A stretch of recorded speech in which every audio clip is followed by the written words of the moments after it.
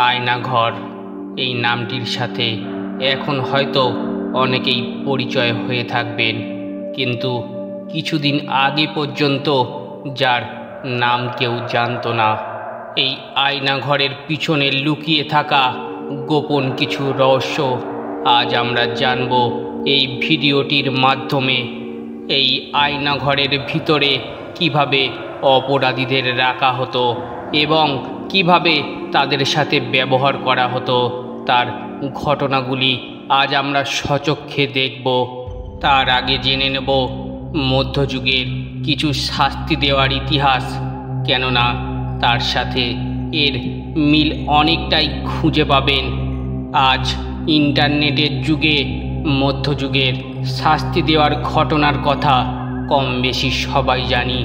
সেরকম একই পদ্ধতিতে শেখ হাসিনা কিভাবে অপরাধীদের শাস্তি দিত তা জানলে আপনার গায়ের লোম খাড়া দিয়ে উঠবে।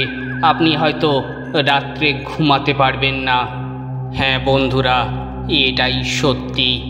আয়নাঘরের ভিতরে যারা থাকতো তাদের 6 ফুট বাই 6 ফুটের ছোট্ট একটি সেলে রাখা হতো, যার মধ্যেই থাকতো টয়লেট। সেখানেই তারা পেশাব পায়খানা করত এবং সেখানেই তারা খেত। আর খাওয়ার কথা শুনলে আপনি তো অবাকই হয়ে যাবেন। কি খেতে দেওয়া হতো জানেন বন্ধুরা? ক্যাকটাস। হ্যাঁ বন্ধুরা, ক্যাকটাস খেলে বেশি হজম হয় না, তাই তাদের ক্যাকটাস খেতে দেওয়া হতো। কাঁটা জাতীয় অন্যান্য খাবারও খেতে দেওয়া হতো, আর খাবার সাথে কোনো জল দেওয়া হতো না।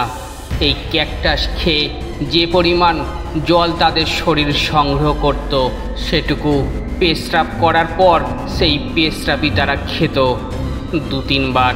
এই রকম পেশাব খাওয়ার ফলে তাদের মৃত্যু হতো অনিবার্য। কয়েদিদের শাস্তির ওপর নির্ভর করে তাদের আলাদা আলাদাভাবে শাস্তি দেওয়া হতো। তাদের এই নির্মম অত্যাচারের ঘটনা যাতে কেউ না জানে, তাদের চিৎকার যাতে কেউ না শুনতে পায়, তাই জন্য ছোট্ট একটি এগজস্ট ফ্যান রাখা হতো। সেই এগজস্ট ফ্যানের আওয়াজে এদের আওয়াজ বাইরে পর্যন্ত পৌঁছাতো না। ঘরের মধ্যে কোনো জানালা ছিল না, তাই এদের আওয়াজ বাইরে পৌঁছানো সম্ভবও ছিল না।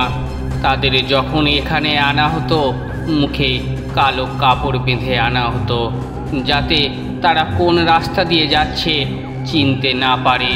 কত মানুষ যে এর মধ্যে প্রাণ হারিয়েছে তা গুনতি করা কঠিন হবে। তাদের জন্য গণকবর খুলে রাখা হয়েছিল। কেউ মরে গেলে সেখানেই তাদের ফেলে রাখা হতো। এই ঘটনার কথা আমরা কেউ হয়তো জানতে পারতাম না। কিছুদিন আগে পর্যন্ত আমরা কেউ জানতাম না। এই কিছুদিন হলো আমাদের সবার সামনে এই সত্যি ঘটনাগুলো সামনে এসেছে।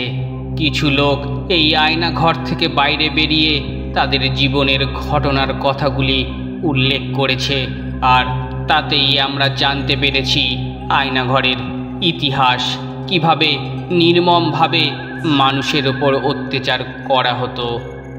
জানি না এই ঘটনাটি কতটা সত্য কতটা মিথ্যে। যদি সত্যি হয় তাহলে বলবো আজও আমরা সেই মধ্যযুগেই রয়ে গেছি। সেই নির্মম শাস্তি এখনও আমরা ভোগ করে চলেছি।